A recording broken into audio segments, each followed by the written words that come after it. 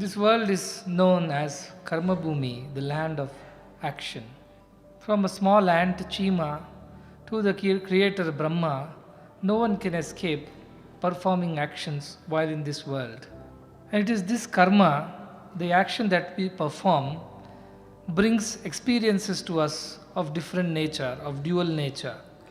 Sometimes it may bring pleasure, at other times it may bring pain, at times it brings victory, at other times it also brings failure and defeat. So is the nature of the world and also the nature of all actions. So, how does one perform actions in this world without being affected by the dual nature of its results? How should one man conduct or perform actions in one's life so as to not swing between pleasure and pain, between victory and defeat, between praise and blame? The answer lies in the attitude with which the actions are performed. Actions per se are neither those that bring pleasures or pain. It is the attitude and the expectations behind the actions that define our experiences as bitter or sweet. Ahankara vimuda atma kartaham iti manyate. The one who is full of ego and individuality foolishly thinks that he is the one who is doing.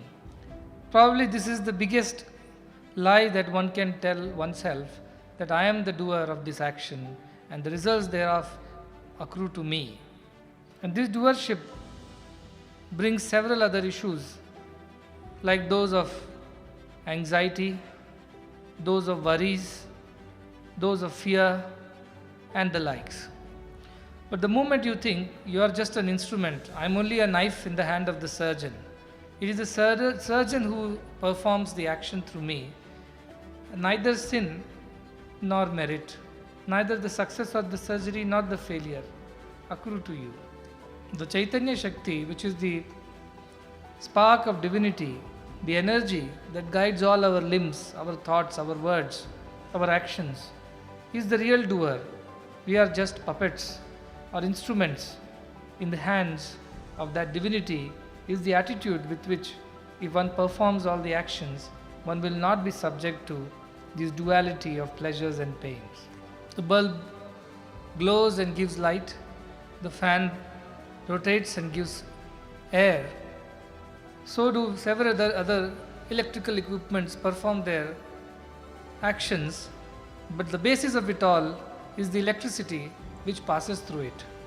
Likewise, a doctor is a doctor doing what he needs to do. An engineer does what he needs to do, or a teacher does what she needs to do.